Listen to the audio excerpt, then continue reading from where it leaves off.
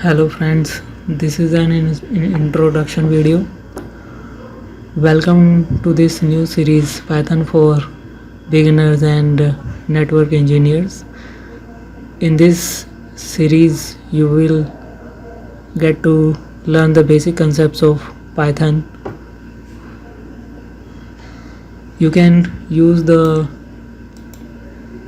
knowledge in this you can use the knowledge the information shown in this series to build your own tools for penetration testing, and you can automate your tasks in networking. So I'm very excited for this new series, and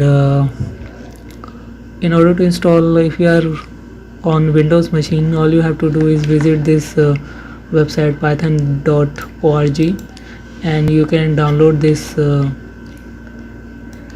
latest version of Python.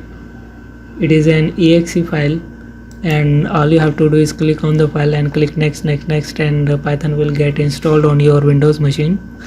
If you are on Linux or Mac, you can use this section. I think the Python comes pre-installed on Linux machines usually, but you can update your Python package by visiting this website and going to this download section. So let's get started. See you in the next video.